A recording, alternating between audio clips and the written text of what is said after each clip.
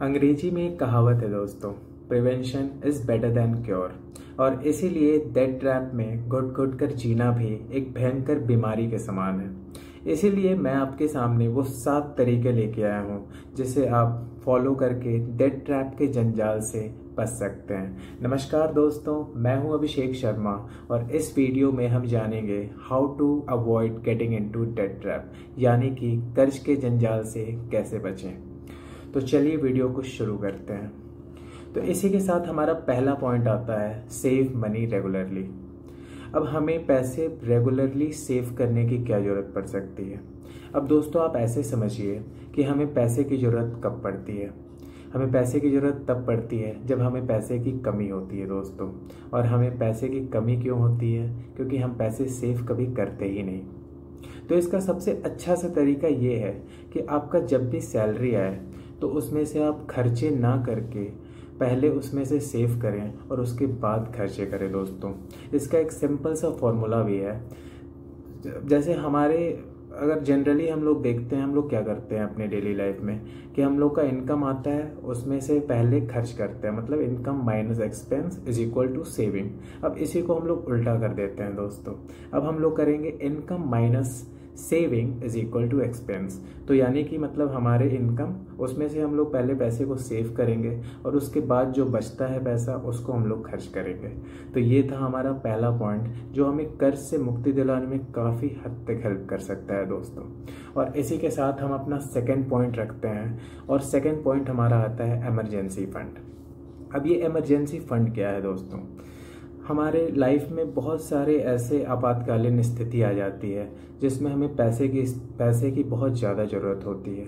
उस केस में हमें कई हद तक कर्जे लेने की ज़रूरत आ पड़ती है दोस्तों। और इसी के अगर आप ऐसे सोचें कि अब हमारे पास एक इमरजेंसी फंड अगर बना रहे तो उस केस में हमें किसी से कर्ज लेने की ज़रूरत ही नहीं पड़ेगी।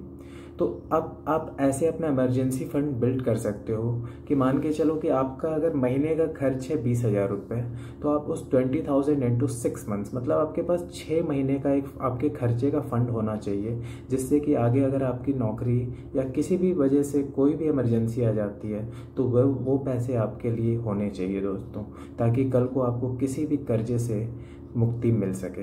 तो 20,000 इंटू 6 मंथ्स कितना हुआ? आपका हो गया 1,20,000। तो आपके बैंक अकाउंट में या आपके एफडी में, आप किसी में भी आप वो 1,20,000 रुपये रख सकते हो दोस्तों। तो हमारा तीसरा पॉइंट आता है बजटिंग। अब बजटिंग क्या है? बजटिंग का सीधा सीधा मतलब है हिसाब। अब आप अपने पेरेंट्स को या ग्रैंड पेरेंट्स को ये हमेशा देखे होंगे कि वो हमेशा एक छोटी सी डायरी में या एक डायरी में हिसाब हमेशा बना के रखते हैं। अब वो हिसाब क्यों करते हैं दोस्तों? मान के चलिए कि हमारा एक इनकम है, एक हमारा सैलरी होता है, तो हमें हमेशा पता होना चाहिए कि हमारा इनकम क्या है और हमारा खर्चा क्या हो रहा है उसमें से। अगर हमें पता ही नहीं होगा दोस्तों कि हमारे इनकम में से एक्सपेंस कितना जा रहा है, तो हमें ये कैसे पता चलेगा कि हमारे खर्चे कितने हैं और हमारा इनकम कितना है? ऐसे तो दोस्तों हमें कभी हिसाब इस चीज़ का पता ही नहीं होगा और हम और कर्जे लेते लेते एक तरह से कर्जे में ही डूब जाएंगे।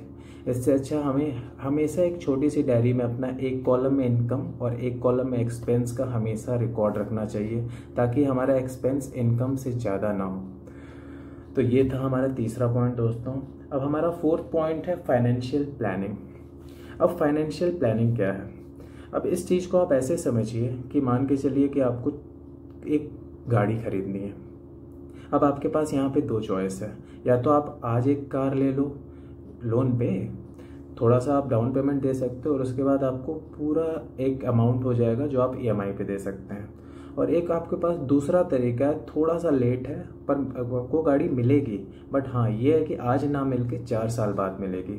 उस केस में क्या होगा कि आपको एक प्लानिंग करनी होगी कि 4 साल बाद मुझे एक गाड़ी खरीदनी है और आज से ही आपको वो पैसे थोड़े थोड़े करके सेव करने होंगे, ताकि आप 4 साल बाद उस गाड़ी को अपने हाथ में ले सकें।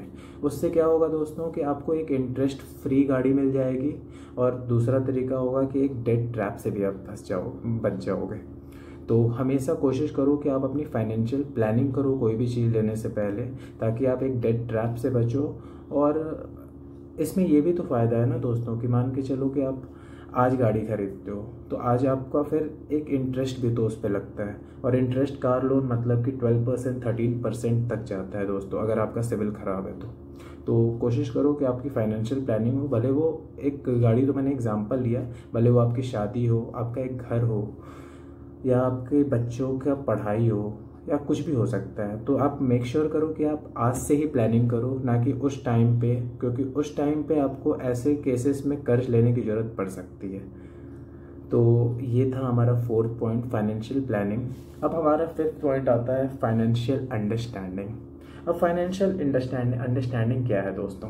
फाइनेंशियल अंडरस्टैंडिंग का मतलब है आपको पता होना चाहिए कि आपकी ज़रूरत क्या है और आपकी इच्छा क्या है। ज़रूरत मतलब कि नीड, और इच्छा मतलब वांट। अब ज़रूरत ऐसे मान के चलो आपकी एक आपके रेंट हो गया, हाउस रेंट हो गया, या हाउस EMI हो गया, या राशन हो गया, ये आपके नीड्स में आते हैं दोस्तों। वांट क्या है? आपकी गाड़ी, आपके बाइक्स, आपके लग्जरीज, या आपके पार्टीज। तो इस टाइप के जो खर्चे होते हैं वो आपके वांट्स में आते हैं। और आपके नीड्स में क्या आ गया दोस्तों? आपके घर की EMI या रेंट, आपका खाना पीना, या आपके कोई भी ट्रैवल जिससे आप ऑफिस जाते हैं, तो ये आपका हो गया नीड। तो आपको हमेशा ये पता होना चाहिए कि आपकी नीड क्या है और आपकी वांट क्या है। तो अगर आप नीड के लिए अगर कोई भी कर्जा ले रहे हो तो वो ठीक है, अंडरस्टूड है, वो आप समझ में आता है कि वो आपकी ज़रूरत है। पर अगर आप अपने वांट के लिए कोई भी कर्ज ले रहे हो तो ये समझ लो दोस्तों कि आप फिर वो डेट ट्रैप में फंसते ही चले जाओगे, और आपकी इच्छा कभी ख़त्म ही नहीं होगी दोस्तों।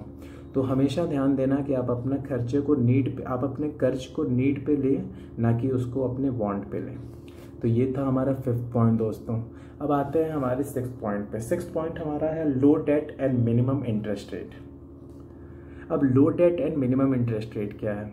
जब भी आप कोई भी कर्जा लो, कोशिश करो कि आप ना ही लो, पर अगर आप लो भी तो कोशिश करो कि वो आपका कर्जा कम से कम हो और उसका इंटरेस्ट रेट भी कम से कम हो। इससे क्या होगा दोस्तों कि एक तो आपका इंटरेस्ट कम लगेगा, आप लंबे समय तक उसको ना चलाएं ताकि आपका इंटरेस्ट कम भी लगे, और उसको आप शॉर्ट ड्यूरेशन में उसका रीपेमेंट भी कर दें। तो ये था आपका 6th पॉइंट। और आपका 7th और लास्ट पॉइंट है कि हमेशा अपने इनकम का 25% ही अपने EMI में कटवाएं, ना कि 100%। इससे क्या होगा?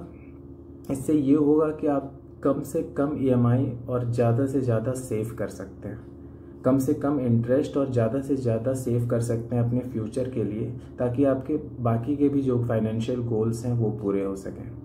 तो आई होप इन 7 पॉइंट से आपको कुछ हेल्प हुआ होगा दोस्तों।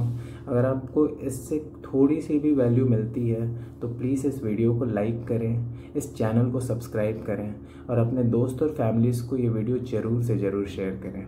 मिलते हैं दोस्तों अगले वीडियो में, तब तक के लिए बाय बाय।